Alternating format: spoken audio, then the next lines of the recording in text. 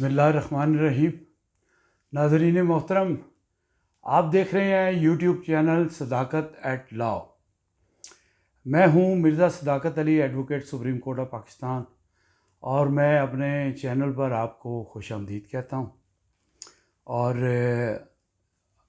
अपना प्रोग्राम शुरू करने से पहले आपसे रिक्वेस्ट है कि आप मेरे चैनल को लाइक कीजिए, सब्सक्राइब कीजिए, थोड़ा सा फ़राख दिली का मुज़ाहरा कीजिए, क्योंकि ये एक वीडियो बनाने के लिए ऐसे नहीं है कि कोई बैठ जाता है, इस किस्म की वीडियो कि कोई बैठ जाता है और बोलना शुरू हो जाता है। उसके लिए मुझे पहले रिसर्च वर्क करनी पड़ती है, बुक्स पढ़नी पड़ती हैं, और नेट पे काफ़ी देर बैठना पड़ता है, चीज़ों को समझना पड़ता है, नोट्स बनाने पड़ते हैं, फिर उनको याद करना पड़ता है, फिर उनकी एक समरी बनती है, फिर वो रिकॉर्डिंग होती है, और कई मराहिल से गुज़र के वो लेक्चर आप तक पहुंचता है। तो आपसे रिक्वेस्ट है कि आप लाइक भी कीजिए, शेयर भी कीजिए, और ये आपके यकीनन कुछ ना कुछ फ़ायदा तो ज़रूर आपको होगा। 100% फ़ायदा ना हो, 50% भी हो जाए, 30% भी हो जाए, तो आपको इसका फ़ायदा होगा। आज का हमारा एक बहुत बड़ा हमारा सोशल इशू है, जिस पर हमारा आज का ये वीडियो है, ये लेक्चर है, और वो है डिप्रेशन की बीमारी। Depression, what are the causes of depression and its cure, यानी डिप्रेशन की वजूहात क्या हैं, और उसका तदारक और उसका इलाज क्या है, और ये उसका आज पार्ट 1 है। ये इतना लंबा सब्जेक्ट है और इतना इम्पॉर्टेंट सब्जेक्ट है कि इस पे बहुत ज़्यादा बात करने की ज़रूरत है, और जो लोग इसको समझ पाएंगे वो काफ़ी हद तक बज़ाते खुद, बग़ैर किसी डॉक्टर और एक्सपर्ट के पास जाए बग़ैर, वो समझ जाएंगे। मैंने तो ये जो बनाया है, ये रिसर्च वर्क करके बनाया है, और ये रिसर्च वर्क जो किया है, ये ऐसे नहीं किया कि कोई नावल पढ़ लिया है या कोई बात कर ली है। ये national institute of mental health के नोट्स के मुताबिक, और WHO यानी यूनाइटेड नेशन की जो वर्ल्ड हेल्थ ऑर्गेनाइजेशन है, उनकी रिपोर्ट्स के मुताबिक ये बनाया गया है। ये इंटरनेशनल लेवल पे स्टडी करके बनाया गया है, ऐसे रैंडमली नहीं बनाया गया। लिहाजा मेरा लेक्चर आखिर तक देखिएगा, कोशिश करूँगा मैं इसको शॉर्ट रखूँ, इसीलिए आज इसका पार्ट 1 है, और फिर आगे पार्ट 2 में भी आपको बहुत सारी चीज़ें बताएंगे, वो भी रिसर्च बेस्ड होंगी, स्टडी बेस्ड होगी। तो चलें शुरू करते हैं आज का लेक्चर, पार्ट 1 का। पार्ट 1 में पहला पॉइंट जो हमारा है वो ये है कि people who were neglected or abused as children has a high risk of depression।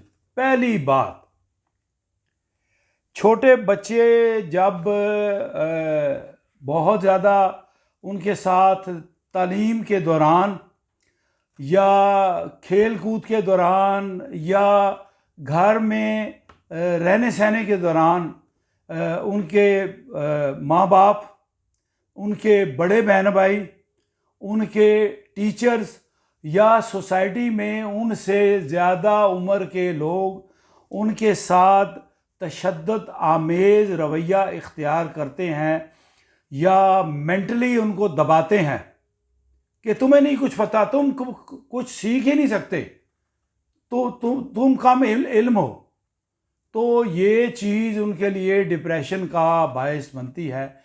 वो ख़ुद को ये समझना शुरू कर देते हैं, ज़ाहिर है बच्चा है, उसका दिमाग अभी मैच्योर नहीं है, वो अभी बढ़ रहा है, दिमाग भी बढ़ रहा है, उसकी जो दुनियावी लर्निंग है, जो उसकी तालीम और जो उसकी तरबियत है, वो उस अमल से अभी गुज़र रहा है। तो उसको आपने इब्तदा ही में उसको एक निगलेक्टेड यानी मुस्तरद शुदा शख्सियत का उसको कह दिया, तुम नहीं सीख सकते, तुम्हें कुछ नहीं आता, तुम कुछ नहीं जानते। भाई वो उसको कुछ आप सिखाएंगे, उसको कुछ तालीम देंगे, उसको कुछ आप तरबियत देंगे तो वो सीख पाएगा ना। जब उसको तरबियत नहीं दी गई, जब उसको ट्रेनिंग नहीं दी गई, तो वो पहले ही आपने उसको कह दिया कि तुम कुछ नहीं सीख पाओगे, और तो तुम तो कुंद ज़हन हो, तुम बीमार ज़हन हो, तुम नालायक हो, तुम कोड़ी हो, वगैरह वगैरह, इस किस्म की बातें। ये एक पॉइंट मैंने आपको बताया। तो ये जो है ये एक काज है, ये यूनाइटेड नेशन की रिपोर्ट्स के मुताबिक मैं आपको बता रहा हूँ, ये पहला काज है। लाइफ की इब्तदा बचपन से शुरू हो जाती है। जब बच्चा थोड़ा सा शऊर हासिल करता है तो दुनिया में वो आंख खोलता है, दाएं बाएं देखता है, बड़ों को देखता है, माँ बाप को देखता है, बड़े बहन भाइयों को देखता है। तो ये सब लोगों का जो उनके साथ नफ़रत आमेज़ या हकारत आमेज़ या मेल ट्रीटमेंट का जो रवैया है, ये एक काज बन जाता है डिप्रेशन का। वो अपने दिमाग के साथ वो भी तो सोचता है, और वो ये सोचता है कि मैं तो एक निगलेक्टेड आदमी हूँ, मैं तो एक मुस्तरद शुदा शख्स हूँ जिसके पास ना अच्छा दिमाग है, ना वो अच्छा सोच सकता है, ना वो अच्छा कोई काम कर सकता है, ना वो अच्छा पढ़ सकता है। भाई वो स्कूल किस लिए जाता है? तालीम हासिल करने। तो जब उसके टीचर और उसके असातिज़ा किराम उसको तालीम ट्रांसफ़र करेंगे तो वो सीख पाएगा। आप तालीम ट्रांसफ़र करने के दौरान उसको डंडों से मारते हैं, उसके हाथों पे मारते हैं, छोटे छोटे हाथों पे मारते हैं, उसको फिज़िकल अजाल्ट करते हैं। फिज़िकल अजाल्ट से मेंटल टॉर्चर होता है, उसको जिस्मानी अजियत दी जाती है। और फिर आप अपनी ज़ुबान से जो कलमात कहते हैं, गलत कलमात, कि तुम नालायक हो, तुम सीख नहीं पाते, कोई बात नहीं। अगर बच्चे ने होमवर्क नहीं किया, अगर बच्चा फर्स्ट अटैम्प्ट में सीख नहीं पाया, तो आप इसको दोबारा सिखाएं, सहबारा सिखाएं, सीख जाएगा। ये एलिमेंट जो है ये सीखने के अमल से गुजर रहा है। आप ये समझिएगा, ये बड़ों के लिए तजवीज़ है, ये क्योर मैं बता रहा हूँ। अब क्योर ये है कि अल्लाह सुब्हानहू व तआला ने किसी का दिल तोड़ने या किसी को हर्ट करने के लिए, ज़ख्म पहुंचाने के लिए, दुख देने से मना फरमाया है, सख्ती से मना फरमाया है।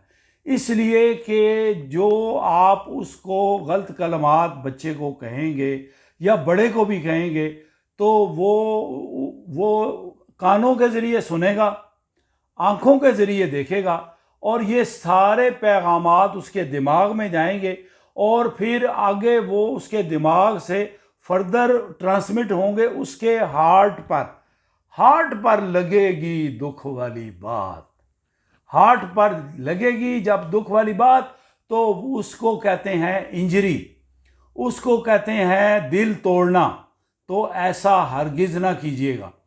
आप नरम रवैये के साथ, मुशफ़क़ाना रवैये के साथ बच्चे का ट्रीटमेंट करें।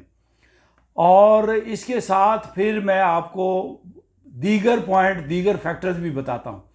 ये जो मैंने आपको बताया है, बच्चों के साथ गलत रवैया, मेल ट्रीटमेंट और फिज़िकल अजाल्ट और मारपीट और तशद्दुद आमेज़ रवैया, ये उसके दिलो दिमाग में स्टोर हो जाता है, और ये रफ्ता रफ्ता जब ग्रो करता है तो फिर ये डिप्रेशन में कन्वर्ट हो जाता है, जो एक बीमारी की शक्ल इख्तियार कर लेता है।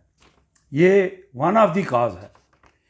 उसके बाद मैं आपको अपना जो लेक्चर बनाया है, ये मैंने मिक्स करके बनाया है,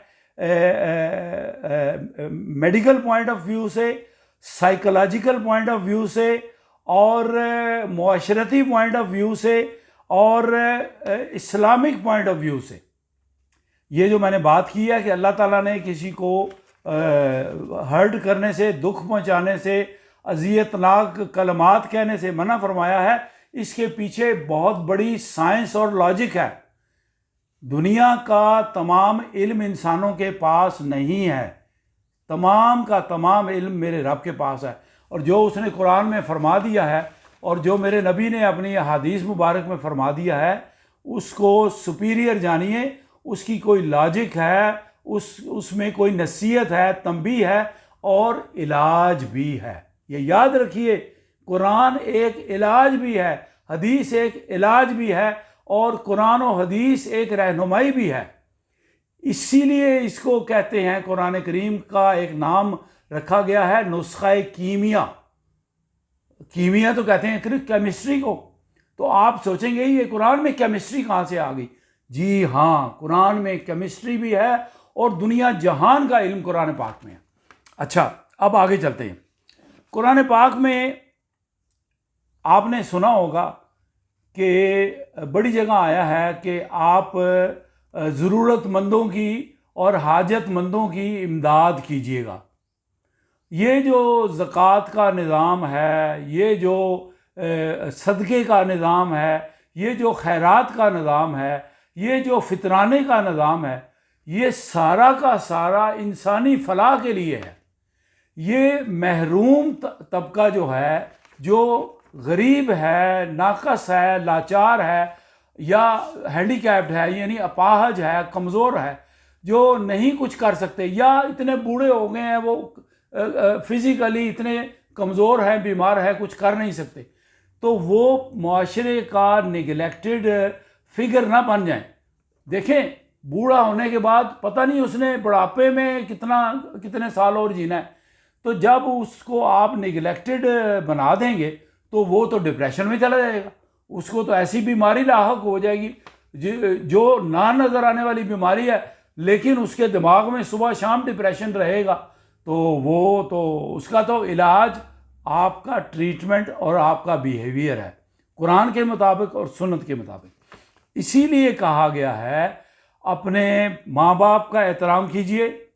जब वो बुढ़ापे को पहुँच जाएं तो आप उनकी बात पर उफ ना कीजिए, इसलिए कि बुढ़ापे में उनके अंदर जिस्मानी कमज़ोरी डेवलप हो जाती है माँ बाप के अंदर, और माँ हो या बाप हो, औरत हो या मर्द हो, उनके दांत गिर जाते हैं, वो ठीक तरीके से खा नहीं सकते, और वो बच्चों की तरह, फूल की तरह नरम व मुलायम और कमज़ोर हो जाते हैं, हर एतबार से कमज़ोर हो जाते हैं। तो उनके साथ, कमज़ोर के साथ बड़ा ही नरम रवैया अख्तियार करना चाहिए। ये नहीं आप ये सोचें कि हमारे माँ बाप जो बूढ़े हो गए हैं, आप कैसे ये गवारा कर सकते हैं कि उनके साथ, कमज़ोरों के साथ सख्त और जालिमाना रवैया अख्तियार करें। आपको उन्होंने पाला, आपको उन्होंने बड़ा किया, और आपकी बदबूदार कपड़े आपके तब्दील किए। जब आपका पाखाना और पेशाब कपड़ों में आप करते थे, आपकी माँ और आपका बाप आपको तब्दील करते थे, वो बदबू आपकी सूंघते थे, वो सूंघते सूंघते आप बड़े हो गए। अब जब आप बड़े हो गए, आपके पास पैसा आ गया, उन्होंने आपको तालीम दिलवाई, अब आप लैंड क्रूज़र में फिर रहे हैं और आपको दुनिया सलाम कर रही है, आपके पास तालीम आ गई है, तो अब ये कहना शुरू हो गए हैं कि अब्बा जी आपको नहीं पता, आप नहीं जानते, हम ज़्यादा जानते हैं। आप ये बात हरगिज़ ना कहें अपने माँ बाप को, उनका दिल टूटेगा, और ना सिर्फ दिल टूटेगा, उनके दिल पे चोट लगेगी, वो डिप्रेशन में चले जाएंगे। ये एक बड़ी ख़ास बात है। ये कुरान की हिदायत है, और कुरान की हिदायत सरीहन फलाह के लिए है, इंसानी फलाह के लिए। अब मैं आपको ये बात बताता हूँ कि आपने अपने माँ बाप को झिड़कना नहीं है, और गुफ्तगू में नरम लहजा इख्तियार करना है, सख्ती इख्तियार नहीं करनी। जब आप अपने ही बाप को, अपनी ही माँ को, जिन्होंने आपको पाला है, आप गुफ्तगू के दौरान उनको झिड़क देंगे, उनको डांट देंगे, उनको सख्ती से पेश आएंगे, उनको झटका मार के उनकी बात को रद्द करके चले जाएंगे, तो तसव्वुर करें कि एक दिन आपने भी बूढ़ा होना है, ये वक्त आप पर भी आएगा। अगर आपने माँ बाप के साथ अच्छा किया होगा तो आपकी औलाद भी आपके साथ अच्छा करेगी। लिहाजा डिप्रेशन की एक काज जो है वो इंसानी मेल ट्रीटमेंट है और गलत रवैया है। अच्छा, अब ये समझने की बात है, ये जो आपका ट्रीटमेंट है माँ बाप के साथ, बहनों भाइयों के साथ, दूसरे मुआशरे के बुज़ुर्ग अफराद के साथ, या अपने हम उम्र लोगों के साथ, जो आपका रवैया है वो आपकी बॉडी लैंग्वेज से और आपकी गुफ्तगू से, ये जो ज़ुबान मैंने आपको दिखाई है ये इसके अंदर छुपा हुआ है और ये एक दवा का काम करता है।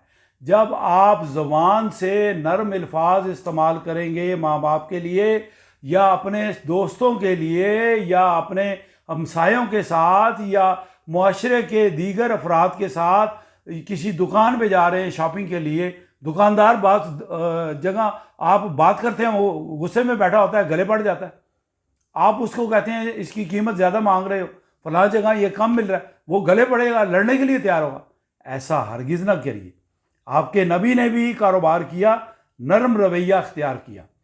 नरम रवैये से अल्लाह की ज़ात खुश होती है और आपकी अपनी शख्सियत जो है वो बुलंद होती है और अबव ऑल सबसे ऊपर आपका हुस्ने इखलाक और आपका नरम रवैया दूसरे इंसानों के लिए एक बहुत बड़ी मेडिकेशन का काम करता है। यानी मैंने एक शख्स को देखा, उसकी बीवी उसको कहती है, खाना रख के गई है तो उसकी बीवी उसको कहती है, ओ ये खा लो, खाना रखा ही हूं। शोहर को क्या इस तरह बुलाते हैं? मैं किसी खास बंदे की बात नहीं कर रहा, मैं जनरल बात कर रहा हूं जो मैंने अपनी आंखों से विटनेस की है। खामंद को प्यार से बुलाइएगा, नरमी से बुलाइएगा, इज्जत से बुलाइएगा, एहतराम से बुलाइएगा। आपका रोज़ रोज़ का बदतमीज़ी का रवैया, बद इखलाकी का रवैया आपके शौहर को डिप्रेशन में मुब्तला कर देगा। आपके लिए वो कमाई कर रहा है, ज़माने से लड़ रहा है, आपके लिए वो ख़रीदारी करके ला रहा है, आपके लिए आपको कपड़ा दे रहा है, आपको रिहाइश दे रहा है, आपको बिजली, टेलीफोन, मोबाइल फ़ोन, गाड़ियाँ, मोटरें, आपको सारी चीज़ें दे रहा है। घर में आने वाला जो पानी है वो तक आपको दे रहा है, घर में आने वाली गैस वो तक वो कमाई करके दे रहा है, और घर से उठाया जाने वाला कूड़ा करकट, ये जो ट्रैश होता है उसका बिल भी वो दे रहा है। तो वो हकदार है कि उसको इज्जत दी जाए, उसके साथ इखलाक से पेश आया जाए। बाज़ बीवियाँ इस कदर जालिम होती हैं, बड़े बुरे तरीके से शोहरों के साथ पेश आती है, बड़ी बद इखलाकी के साथ शोहरों के साथ पेश आती है। ऐसा हरगिज़ ना कीजिएगा।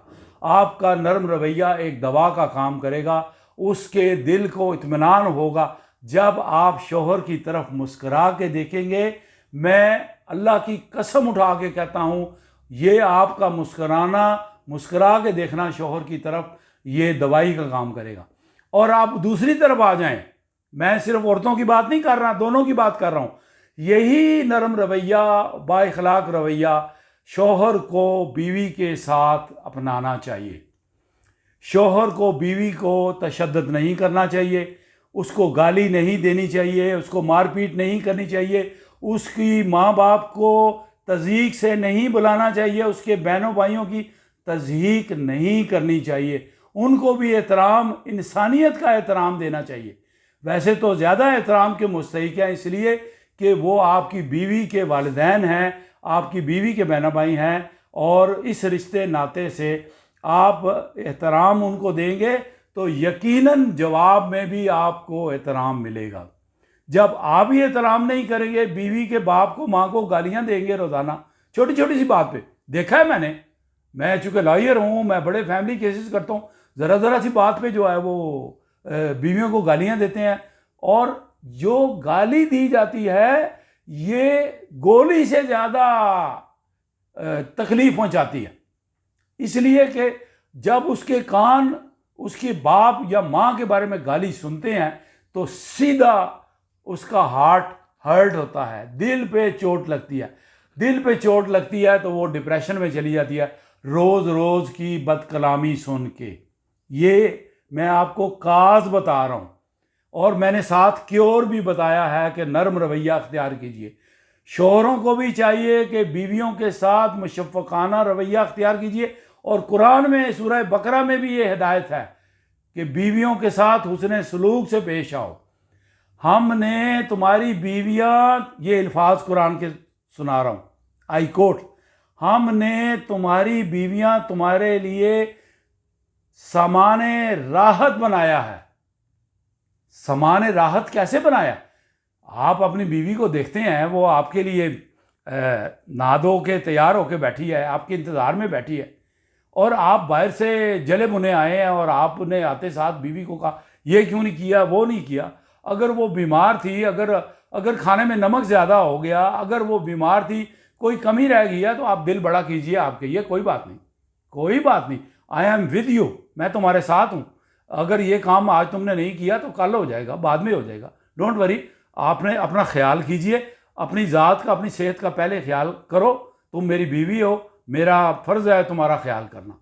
तो इससे उसको जिला मिलेगी, उसको हौसला मिलेगा, और आपकी वो इज्जत करेगी जवाब में। हो नहीं सकता कि आप किसी को इज्जत दें और जवाब में वो आपकी बेइज्जती करे। बड़ा ही कम ज़र्फ होगा वो शख्स, बड़ी ही कम ज़र्फ होगी वो बीवी जिसको खामद इज्जत दे रहा हो और वो जवाब में उसकी इंसल्ट करे। लेकिन ऐसी मिसालें मौजूद हैं। उसके बाद मैं आपको बताता हूँ कि हमारे मुआशरे में, दुनिया में बेतहाशा लोग हैं जो गुर्बत का शिकार हैं। दुनिया में यानी 8.5 अरब की आबादी है और दुनिया में 2 अरब के करीब लोग हैं जो रात को पेट में खाना खाए बगैर बिस्तर पे सो जाते हैं। ये अल्लाह का निज़ाम है, इंसान कुछ नहीं कर सकता। बड़े मुल्कों में ज़राअत बड़ी एडवांस हो गई है, तरक्की हो गई है, फिर भी इंसानियत भूख का शिकार है। पाकिस्तान में भी बहुत सारे लोग भूख का शिकार हैं, लाखों लोग भूख का शिकार हैं, और 2 करोड़ के करीब तो पाकिस्तान में लोग जो हैं वो 25 करोड़ में 2 करोड़ अनएम्प्लॉयड हैं, बेरोज़गार हैं। जो अनएम्प्लॉयड हैं वो अपने बच्चों की खुराक की ज़रूरियात, बुनियादी ज़रूरियात खुराक और रिहाइश है, बाकी चीज़ें बाद में आती हैं। तो वो अनएम्प्लॉयड होते हुए, बेरोज़गार होते हुए वो कैसे निज़ाम चलाते होंगे? तो वो वजह है डिप्रेशन की, वही वजह है बड़ी डिप्रेशन की। और डिप्रेशन की वजह से फिर मियाँ बीवी में लड़ाइयाँ भी होती हैं, और बच्चों में और माँ बाप में लड़ाइयाँ भी होती हैं। जब उनकी खुराक की ज़रूरियात पूरी नहीं होंगी तो डेफिनेटली वो मांगेंगे, उनका पेट भूख का शिकार होगा, वो मांगेंगे। और हर कोई सब्र करने वाला नहीं होता। इसीलिए कुरान करीम में अल्लाह ताला ने इरशाद फरमाया है कि जो लोग सब्र करते हैं उनके साथ मैं होता हूँ। और ये ज़कात का निज़ाम, खैरात का निज़ाम, भूखे को खाना खिलाने का निज़ाम, सोचिए ज़रा। 30वें पारे की एक आयत मुबारक का तर्जुमा आपको सुनाता हूँ। खराबी है उन लोगों के लिए, क्या तूने उस शख्स को नहीं देखा जो यतीम को धक्के देता है और मस्कीन को खाना नहीं खिलाता। अल्लाह ने मस्कीन का लफ्ज़ इस्तेमाल किया है कुरान करीम में, अल्लाह ने मुसलमान का लफ्ज़ इस्तेमाल नहीं किया। अल्लाह ने ये नहीं कहा कि आपने खाना सिर्फ मुसलमान को ही खिलाना है। देखें ना, कुरान तो सिर्फ मुसलमान पढ़ते हैं ना, लेकिन अल्लाह ने हुक्म दिया मस्कीन। मस्कीन में हिंदू, सिख, ईसाई, पारसी, बुद्धिस्ट, दुनिया के तमाम मज़ाहिब के लोग शामिल हैं। बस अगर वो भूखा है, ये मत देखिए कि वो क्रिश्चियन है, हिंदू है, सिख है, ईसाई है। सारी दुनिया की मखलूक जो है वो रब के बंदे हैं, अल्लाह के बंदे हैं। अगर आपको नज़र आ गया वो भूखा है तो आप इस्तात रखते हैं तो उसको खाना खिलाइए। ये बड़ा सख्त हुक्म है। अच्छा, खाना खिलाने से क्या होगा कि उसके दिल को इत्मीनान होगा, उसके पेट में खाना जाएगा, उसका दिल खुश होगा। वो मुंह से ना भी बोले, उसका दिल दुआएं देगा, वो दुआएं आसमान तक जाएंगी और अल्लाह आपको मज़ीद आपके रिज़्क़ में इजाफा करेगा। आपकी बलाएं टलेंगी, आपकी मुसीबतें टल जाएंगी और आपको खुशहाली भी मिलेगी और आपको इत्मीनान भी मिलेगा और आखिरत में भी आपको इसका सिला मिलेगा। तो ये मैं बातें आपको बता रहा था। मस्कीन को, गुरबा को इमदाद देने से, ज़कात देने से, खैरात देने से, सदक़ात देने से डिप्रेशन मुआशरे से दूर होगा। अगर ये काम जो मैं आपको बता रहा हूं ये है क्योर, ये है इलाज। मैं आपको एक बात बताता हूं मेरे रिसर्च के मुताबिक कि अमेरिका दुनिया का सबसे ज़्यादा तरक्की याफ्ता मुल्क है, इसमें कोई शक नहीं। वो इस वक्त वाहिद सुपर पावर है। तो अमेरिका की आबादी मैं आपको बताता हूं कि 33-34 करोड़ अमेरिका की आबादी है, पूरे अमेरिका की। 33-34 करोड़ में 2 करोड़ अफराद हैं जो नहायत शदीद डिप्रेशन का शिकार हैं। अब आप ये सवाल करेंगे कि मिर्ज़ा साहब आपने ये बात बता दी, तो ये अमेरिका के लोग तो खुशहाल हैं, तो वो डिप्रेशन का शिकार क्यों हैं? उनको तो डिप्रेशन नहीं होना चाहिए। वहाँ तो हुकूमत जो है उनका हर किस्म का इंतज़ाम करती है, सोशल सिक्योरिटी उनको मिलती है, खुराक की कमी वहाँ नहीं है, और किसी चीज़ की कमी वहाँ नहीं है, सहूलियात की कमी वहाँ नहीं है। एक बंदे के पास 4-4 गाड़ियाँ हैं, फिर डिप्रेशन क्यों? जी जनाब, ये देखिए, ये डिप्रेशन गलत रवैयों की वजह से आता है। डिप्रेशन जो है सिर्फ गाड़ी ना होने की वजह से और होमलेस यानी बेघर अफराद को नहीं होता, गलत रवैयों की वजह से होता है। बड़ी दुनिया है अमेरिका में जो मियाँ बीवी के दरमियान तलाक़ें हो जाती हैं, बड़ी आम बात है। शादी हुई और फ़ौरन ही तलाक हो गई, शादी हुई और फ़ौरन ही सेपरेशन होगी, और बहुत सारी दुनिया जो है वो बग़ैर निकाह के आपस में रह रहे हैं, बच्चे भी पैदा कर रहे हैं, और फिर एक दिन वो सुबह उठते हैं, रात को लड़ाई हुई तो गुड बाय किया और चले गए। तो ये तमाम चीज़ें डिप्रेशन का आपको शिकार करती हैं। तो डिप्रेशन का शिकार करने की वजूहात में मेन वजह जो है वो इंसानी गलत रवैये हैं। आप हुस्न इखलाक से नहीं पेश आएंगे। मैं बड़े मुल्क फिरा हूँ, बड़ी जगह फिरा हूँ। मैं किसी भी शॉप यानी यूरोप में गया हूँ, जापान में गया हूँ, चाइना गया हूँ, दुबई गया हूँ, इंडिया गया हूँ, टर्की गया हूँ, नाम लेने की ज़रूरत नहीं है, बहुत सारे ममालिक में गया हूँ। वहाँ जब आप किसी शॉप में एंटर होते हैं तो मिसाल के तौर पे मैं आपको बैंकॉक की स्टोरी सुनाता हूँ। वहाँ आप शॉप में गए हैं तो वो लड़की होगी या मर्द बैठा होगा या लड़का बैठा होगा, तो वो आपको कहेगा स्वाडी कप। स्वाडी कप ये थाई वर्ड है, और इसका मतलब है कि जो एक ज़माना हो गया मैं गया था, बहुत पुरानी बात है। स्वाडी कप का मतलब है अस्सलामु अलैकुम, आपकी खैर हो। यानी मुसलमानों का ये रवैया है कि जब आप किसी से मिले तो मेरे नबी का हुक्म है आप उससे मसाफा करें, हाथ मिलाएं। हाथ मिलाने से मोहब्बत बढ़ती है, ये मेरे नबी पाक सल्लल्लाहु अलैहि वसल्लम की हदीस है। और हो सके तो गले लगाएं, और ना हो तो अस्सलामु अलैकुम कह दें। अस्सलामु अलैकुम का मतलब है आपकी सलामती हो, सलामती का मतलब है खैर हो। जब आपने इब्तदा ही अच्छी बात से कर दी तो उसके बाद तो फिर आपका रवैया जो है वो इखलाक वाला होगा। तो जब अच्छी बातें करेंगे, अच्छा इखलाक अपनाएंगे तो डिप्रेशन नहीं होगा। अब मैं आपको कुछ चीज़ें बताता हूँ डिप्रेशन की वजह से क्या होता है। डिप्रेशन की वजह से 3 चीज़ें होती हैं, 3 आगे बीमारियां हैं जिनका मैं नाम लेता हूं। एक का नाम है सेरोटोनिन। अब ये मेडिकल वर्ड है, चूँकि मैंने रिसर्च किया तो मैंने बताना ज़रूरी है। जो लोग डॉक्टर हजरात हैं, अगर मेरा वो प्रोग्राम सुन रहे हैं तो वो समझ जाएंगे इसका मतलब क्या है। दूसरा है नोरिपाइन फ्राइन। तीसरा है डोपामाइन। अच्छा, इसके बाद मैं आपको ये बात बताता हूँ कि मेन आपको बातें, बुलेट पॉइंट्स आपको बताता हूँ। सबसे पहली बात जो खराबी की है, जहाँ से खराबी की इब्तदा होती है, जो डिप्रेशन का बीज है, उसको कहते हैं बैड ह्यूमन बिहेवियर। पहले भी बता चुका हूँ, गलत इंसानी रवैये, और उसको मैं डिस्कस कर चुका हूँ। आपने इखलाक अपनाना है, बड़ों के साथ हमसायों के साथ, दोस्तों के साथ, रिश्तेदारों के साथ, सब के साथ नेक सलूक करना है, इखलाक अपनाना है। नंबर नेक्स्ट है क्रूएलिटी, यानी तशद्दुद। तशद्दुद दो किस्म का होता है।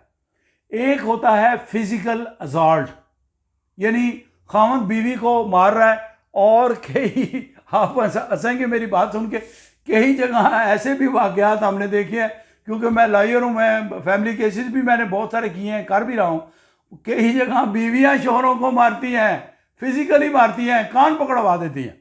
अच्छा, और इसके अलावा फिजिकल अजाल्ट के अलावा क्रूएलिटी में एब्यूसिव लैंग्वेज भी आती है, यानी गंदी गलीज ज़बान इस्तेमाल करना, ये भी क्रूएलिटी में आती है।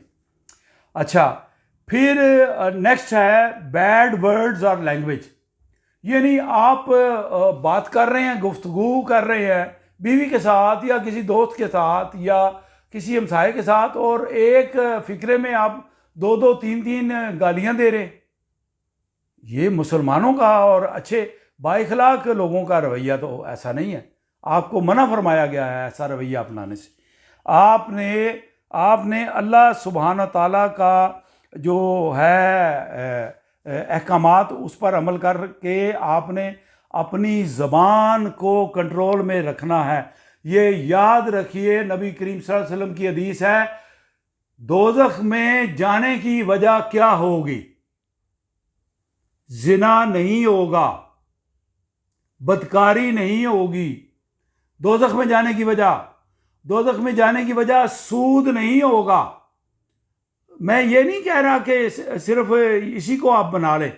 दोज़ख में जाने की जो सबसे बड़ी वजह है वो आपकी गंदी ज़बान, बद इखलाक ज़बान की वजह से बहुत सारे लोग दोज़ख में जाएंगे। हालांकि हम आम जिंदगी में कभी गौर नहीं करते कि मैंने तो कोई बात ऐसी नहीं की, तो आपने तो अपने माँ बाप को हर्ट कर दिया। अब्बा जी चुप करके बैठे हैं, आप हर वक्त बोलते रहते हैं। ये क्या बात है? ये क्या बात आपने कर दी? अपने बाप को कह दिया कि अब्बा जी आप हर वक्त बोलते रहते हैं। बेशक बोलते हो, लेकिन वो आपके बाप हैं, काबिल एहतराम हस्ती हैं, आपके पीर हैं, आपने एहतराम देना है उनको, ऐसे नहीं कहना। अच्छा, अब अगला पॉइंट मैं आपको एक और काज बताता हूँ डिप्रेशन का। ये मैं पार्ट 1 बता रहा हूँ, ये बड़ी लंबी कहानी है और इसका ट्रीटमेंट भी आपको मैं बताऊंगा। अगला काज, जो मेन काज है, वो है स्लीप डिसऑर्डर्स, नींद का पूरा ना होना। बाद लोगों के घरों के हालात ऐसे होते हैं कि वो परेशानी के आलम में, बीवी हो या मर्द हो, या कई लोगों के ऊपर कर्जा चढ़ जाता है, कई लोगों को कारोबारी दुश्वारियां आ जाती हैं, कई लोगों को दुश्वारियां आ जाती हैं उनकी एम्प्लॉयमेंट में, उनके दफ्तर में कोई मसला पैदा हो जाता है, तो वो फिक्र की वजह से, परेशानी की वजह से पूरी रात सो नहीं सकते। जब सो नहीं सकते तो अगले दिन उनका जिस्म जो है वो टूट फूट का शिकार होगा। ये याद रखिए कि इंसान के लिए रात को नींद करना इतना ही ज़रूरी है जितना किसी इंसान के लिए ऑक्सीजन लेना, नाक के ज़रिए सांस लेना ज़रूरी है। ये दिन रात का जो चक्कर मेरे रब ने बनाया है, इसमें बड़ी हिकमत और दानाई है। जब आप रात को पूरी प्रॉपर नींद सो लेते हैं तो सुबह उठते हैं तो बहुत सारी मुगल्लिज़ात और बहुत सारी गलत ख्यालात वो भी आपके रेस्ट में चले जाते हैं, वो आपके दिमाग से डिपार्चर कर जाते हैं, चले जाते हैं। अगले दिन आप उठते हैं तो आप एक नए जज्बे के साथ और एक नए खुशगवार मूड के साथ उठते हैं। खुशगवार मूड में आप जब उठेंगे जब आपने पूरी 7 घंटे की नींद की होगी, इससे कम नींद नहीं। ये आपका अरेंजमेंट है कि आपने जल्दी सोना है, जल्दी उठना है, या थोड़ा आपका लाइफस्टाइल ऐसा है, थोड़ा लेट सोते हैं, पढ़ते रहते हैं या काम करते रहते हैं, सुबह देर से उठते हैं। लेकिन आप जब सुबह उठें तो आपकी नींद पूरी होनी चाहिए, ये बहुत बड़ा फैक्टर है। लेकिन जब आपके दिमाग में इतने दुख होंगे, आपके हार्ट को किसी ने हर्ट किया होगा, दुख मचाया होगा, अजियतनाक रवैया अख्तियार किया होगा, आपकी नींद पूरी हो नहीं सकती। अब मैं आपको बीमारियां बताता हूं कि डिप्रेशन की वजह से ये 12 बीमारियां जन्म ले सकती हैं। ज़रूरी नहीं है कि हर किसी में ये 12 बीमारियां हों, लेकिन इनमें से कोई एक या दो भी हो सकती हैं, सारी भी हो सकती हैं, दो से ज़्यादा भी हो सकती हैं। Number 1, chronic pain. आपको सर दर्द रहना शुरू हो जाता है और आप सर दर्द की गोलियां खाते जा रहे हैं। आप चूंकि डॉक्टर नहीं है और आप चूंकि रिसर्च वर्क नहीं कर रहे और आपको काज नहीं पता, भाई आपकी काज तो ये है कि आपका बीवी का या शोहर का बीवी के साथ गलत रवैया है, एब्यूसिव लैंग्वेज है, गाली गलौच है, हकारत है, नफरत है, शदीद नफरत है शोहर अगर बीवी के साथ कर रहा है या बीवी अगर शोहर के साथ कर रही है, उसको कहते हैं क्रॉनिक पेन। वो क्रॉनिक पेन आपके दिमाग में हर वक्त रहता है, आप दवाइयां भी खा रहे हैं, आपको आराम नहीं आ रहा, आप सोचते हैं वजह क्या है। वो वजह ये नहीं है, वजह गलत रवैया है। आपके लिए आपकी बॉडी में कोई ऐसा चीज नहीं है, ये गलत रवैया है जिसकी वजह से जो है वो आपको क्रॉनिक पेन होता है। फिर आर्थराइटिस। आर्थराइटिस वो बीमारी है जो आपके जोड़ों में दर्द होता है। ये बड़ी बाद लोगों को बहुत ज़्यादा तकलीफ दे देती है, बाज़ लोगों की हड्डियों में गैप आ जाता है उम्र की वजह से, लेकिन डिप्रेशन की वजह से भी ये हो जाता है। जब आप हर वक्त डिप्रेशन का शिकार रहेंगे, आर्थराइटिस हो सकता है। फिर नंबर 3 पे है हार्ट डिजीज। आप पूछेंगे कि गलत रवैये की वजह से हार्ट डिजीज कैसे हो सकती है? भाई जब आपको कोई आपका साथी, कोई आपका दोस्त, कोई आपका खामद या कोई आपकी बीवी या कोई बहन भाई, बहनों भाइयों में भी बड़े झगड़े होते हैं, कोई आपका बच्ची या बेटा वो आप अपने माँ बाप को दुख आमेज रवैया और दुख देने वाली बातें करेगा, ताने देगा कि अब्बा जी आपने क्या कमाया हमारे लिए। भाई अब्बा जी ने तो सारी ज़िंदगी मेहनत करके आपको खिलाया, आपको तालीम दिलवाई, जो उसकी बिसात थी उसके मुताबिक उसने किया। तो आप बड़े होके बाप को ताना दे रहे हैं कि जी वो देखें वो बैरिया टाउन वाला जो है वो पूरे पाकिस्तान का मालिक है, आपने हमारे लिए क्या किया। क्यों आपने बाप को उसके साथ मिला रहे हैं? आप अपने बाप को एहतराम दीजिए। जो कुछ उसने आपको तालीम दे दी है, खिलाया पिलाया है, पाल पोस के मेहनत करके बड़ा कर दिया, ये काफ़ी है। जो उसके बस में था उसने कर दिया। कभी अपने बाप को माँ को ये ताना मत दीजिएगा आपने हमारे लिए कुछ नहीं किया। ये एक हार्ट डिजीज़ का काज बनता है। Next, diabetes, sugar. जब आपके दिमाग में मुसलसल, डॉक्टर हज़रात मेरी इस बात को एंडोर्स करेंगे, ये रिसर्च ये बताती है आपके दिमाग में स्ट्रेन पड़ता है और उस वजह से आपको शुगर की बीमारी लाहक हो सकती है।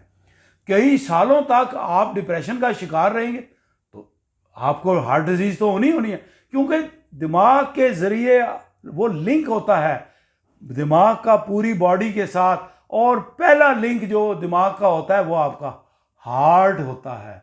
और वो जो इंजरी होती है, वो जो दुख होता है हार्ट में जाता है तो हार्ट डिजीज डेवलप हो जाती है। फिर इसके बाद 5वें नंबर पर है थायराइड डिजीज। थायराइड कहते हैं ये यहाँ पर ग्लैंड होता है। ये 2 ग्लैंड होते हैं। जब आपका खून, मैंने स्टडी किया है और कुछ मेडिकल भी पढ़ा है, आपका खून यहाँ से गुजर के हार्ट में जाता है और फिर हार्ट से होकर वापस आता है, तो ये जो थायराइड ग्लैंड्स हैं ये केमिकल छोड़ते हैं। अल्लाह सुब्हान ताला ने एक निज़ाम बनाया, वो केमिकल आपके ब्लड में मिक्स होते हैं और वो आपको एक बैलेंस इंसान रखते हैं। आपकी बॉडी को उन केमिकल्स की ज़रूरत होती है, तो थायराइड डिजीज़ हो जाती है। एक को कहते हैं हाइपोथायराइड और दूसरे को कुछ इसी तरह का नाम देते हैं। यानी एक में केमिकल ज़्यादा प्रोड्यूस हो जाते हैं और दूसरे डिजीज़ में वो जो है केमिकल कम प्रोड्यूस होते हैं। उनको बैलेंस करने के लिए जो है वो दवा डॉक्टर तजवीज़ करते हैं, वो दवा आपको एक गोली लेनी पड़ती है, तो वो फिर आपका बैलेंस क्रिएट होता है। लेकिन ये भी डिप्रेशन का एक वजह है। फिर आपको स्ट्रोक भी हो सकता है, फालज भी हो सकता है, इसी वजह से कि आपको दिमाग पे स्ट्रेन पड़ेगा पड़ेगा पड़ेगा पड़ेगा, स्ट्रोक हो सकता है। फिर आपका ब्रेन हैमरेज भी हो सकता है जी, दिमाग की रग भी बढ़ सकती है। इतना ज़्यादा आपको दुख दिया गया, इतनी ज़्यादा आपको आपके बच्चे ने बेइज्जती कर दी, या आपके किसी रिश्तेदार अजीज़ ने आपकी बेइज्जती कर दी, आपकी बुजुर्गी का ख्याल नहीं किया, आपका एहतराम नहीं किया, आपने उसको दिमाग पे लिया और आपका ब्लड प्रेशर बढ़ गया और वो स्ट्रोक आपका वो हो गया, क्या कहते हैं, ब्रेन हैमरेज हो गया। ब्रेन हैमरेज की वजह से डेथ भी हो सकती है। फिर आगे आता है कैंसर। कैंसर भी इसकी एक वजह है, बन सकती है। फिर आपको आगे अल्जाइमर एक ऐसी बीमारी है, ये मेडिकल वर्ड मैं यूज़ कर रहा हूँ, जिसको कहते हैं यादाश्त कमज़ोर हो जाना या भूलने की बीमारी। आप हर वक्त डिप्रेशन में रहते हैं, आपका दिमाग किसी और उसमें चला जाता है, तो आपके लिए तो भूलने की बीमारी आपको पैदा हो सकती है। मुख्तलिफ लोगों में मुख्तलिफ असरात डेवलप होते हैं। कोई लोग सख्त जान होते हैं, उनको आम बीमारी जल्दी नहीं पकड़ती, लेकिन कुछ लोगों को पकड़ लेती है। फिर डायमेंशिया, फिर पार्किंसन। पार्किंसन एक ऐसी बीमारी है जिसमें आपके हाथ कांपते हैं, आपकी गर्दन भी ऐसे ऐसे कांपती है, और वो बढ़ते बढ़ते बढ़ते बढ़ते बहुत ज़्यादा आ जाती है बीमारी। फिर आप ना लिख सकते हैं, ना कुछ काम कर सकते हैं, आप चाय का कप नहीं उठा सकते पार्किंसन से। पार्किंसन एक ऐसी बीमारी है जिसमें बॉडी जो है वो शिवरिंग होती है। फिर एक बीमारी है हंटिंगटन। ये बीमारी भी एक ऐसी बीमारी है जो इंसान के लिए बड़ी तकलीफ देह है। ये मैंने आपको 12 बीमारियों के नाम लिए हैं। तो सबसे बड़ी बात मैं आखिर में आपको कहूँगा कि खुदारा डिप्रेशन से बचिएगा, और जो मैंने तदारक आपको बताया है, जो मैंने क्योर बताया है, उन पे अमल करके और अच्छा बाइखलाक रवैया, ये तो आपके इख्तियार में है ना, इसमें आपका खर्च तो कुछ नहीं होता। आपने ज़ुबान में इखलाक अपनाना है, अपने रवैये में इखलाक अपनाना है, कुछ खर्च नहीं होता, सवाब भी आपको मिलेगा, खुद भी डिप्रेशन से बचेंगे और दूसरों को भी डिप्रेशन से बचाएंगे। सबसे बुनियादी इलाज इंसानी मुस्बत रवैयों का है। मुस्बत रवैये अपनाइए, खुश रहिए और दूसरों को भी खुश रहिए। बाकी बातें हम पार्ट 2 में करेंगे। आपसे इजाज़त लेते हैं। आज का